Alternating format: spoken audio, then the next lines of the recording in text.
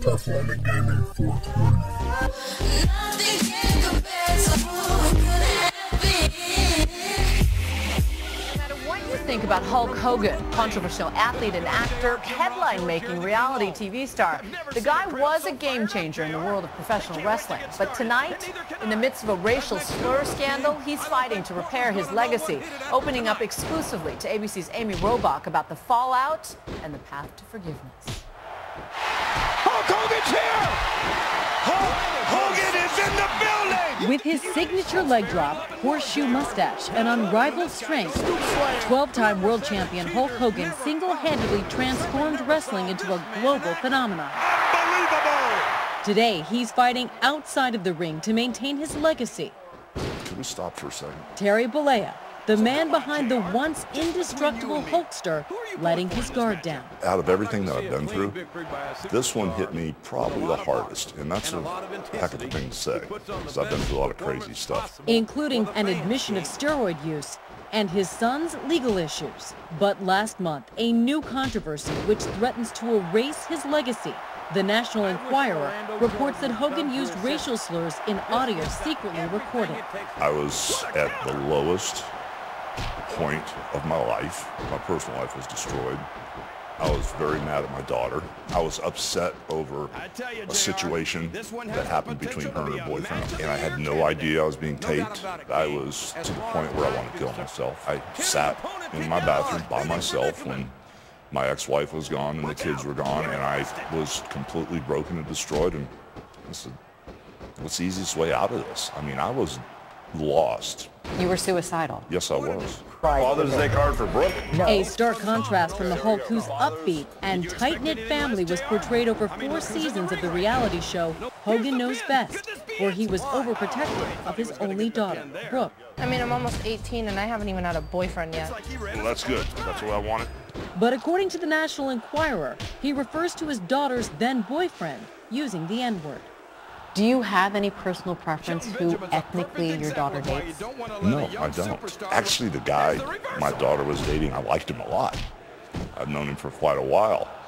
And I was very mad at a personal situation that happened with my daughter. Are you a racist? No, I'm not. I'm not a racist. I never should have said what I said. It was wrong.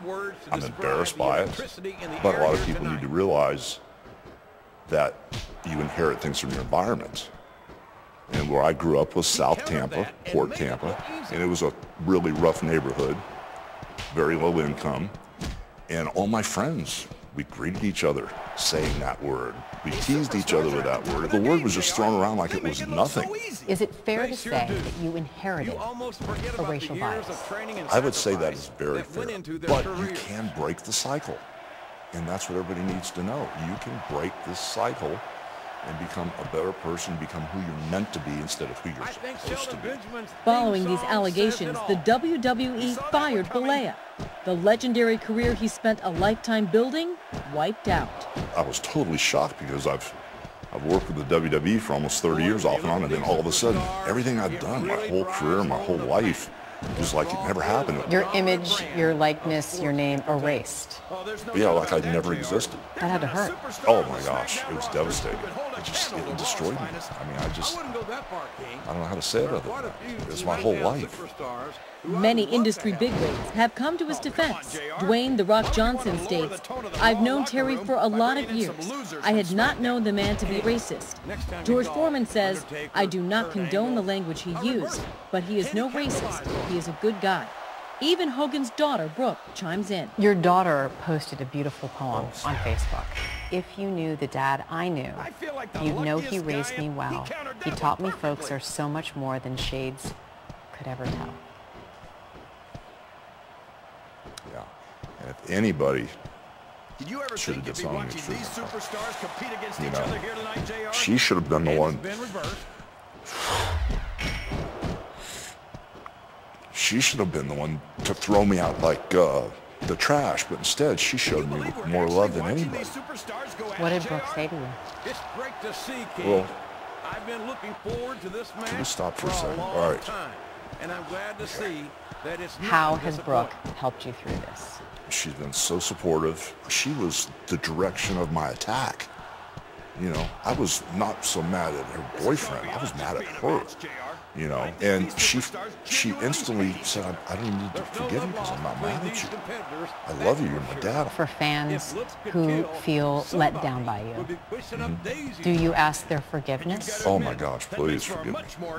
Please forgive me. I'm a nice guy. It's not, you know, not the Hulk Hogan that rips the shirt off and bang, bang, bang, slams giants.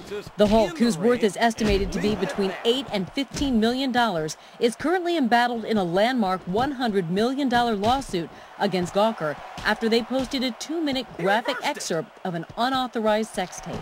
The Hulk's lawyer speaking out on his client's behalf about the lawsuit. This has everything to do with the invasion of privacy of a private citizen for no good cause other than for them to make money. Gawker maintains the tape is newsworthy given Hogan talks so often about his sex life. For now, the man once known for his superhuman strength is relying on his inner power, wrestling with turning this negative into a positive. Just because a person makes a mistake, just don't throw them away. You don't throw good people away. If everybody at their lowest point was judged on one thing they said, and all of a sudden your whole career was wiped out today because of something you said 10 or 20 years ago, it'd be a sad world. People get better every day. People get better. For Nightline, I'm Amy Robach in New York. Formerly known as Hulk Hogan sued the gossip site Gawker for posting his sex tape online. It put internet privacy in a battle against freedom of the press. Well, Terry just came out on top in a big way, and he joins us for his first live interview since his $140 million courtroom victory. So everyone, please welcome Terry Bollea and his attorney, David Houston. Terry, David, thanks for joining the Hot Topics table today, guys. I just want to set the story up for those at home. What just happened? The courts just gave you $140 million in damages from Gawker Media because they say they violated your privacy by publishing a sex tape with Heather Clem, who was the former wife of your former best friend, radio personality Bubba the Love Sponge Clem. Okay, so when that decision was announced in court, you absolutely melted. You burst into tears. I can see you're emotional right now. But why was that moment so emotional for you? Well, it's been so long. It's been almost 3.5 years since the rumors started. And it's just a crazy dark cloud that I was just living with. And, it hasn't stopped. But one of the problems I had was so many people in the media and so many people on the street were going, oh, well, maybe he's in on it. Maybe he's doing something to make money. Maybe it's a wrestling angle. And the whole time I said, guys, that's not me. That's not, I didn't do this for profit. It was a horrible decision, low point in my life. But at the end of the day, they had a verdict sheet, and I knew what the boxes were that were checked. And once they checked the first one, I was okay. But the second box meant that we won, and people actually believed me. And I had my head like this, and when the second box was checked and I heard the judge read it, that people actually believe me after all this time. The public believes me. And that made you emotional. I snorted and I went, and all this water just poured out of my face and I couldn't stop. So as they kept checking boxes, we left one upstairs with the team. I didn't even hear the number. David had to tell me upstairs what they awarded me. I was like, all you wanted was to be believed. That's all you wanted. yeah, I wasn't in it for any other reason, but so it wouldn't happen to anybody else, because their whole theory is if you're on social media now, you're a public persona. So if you're getting dressed today and there's a picture of you right now on the internet, that's okay with Gawker. And that's not right, especially when they said anybody over 4 years old. It's not just Hulkamania, there are others. But let me clear up a few things regarding the case so that people know what we're doing here. These are questions you answer whatever you want to say. Did you have a sexual encounter with your former best friend's wife on more than one occasion? Yes, I did. Okay. Were you aware that the sexual encounter was being recorded? No. You were not. Who recorded the sexual encounter? Because Bubba claims, Bubba Clem, rather, is that his name? Bubba Clem. He said that this tape would be the retirement for him and his wife, Heather. Well, now that I've seen his deposition, or read his deposition, he told the truth that I did not know that he set the camera, but he is the one that recorded it. So he recorded it, okay. Who released the video to Gawker, and at any point did you ask that it be taken down?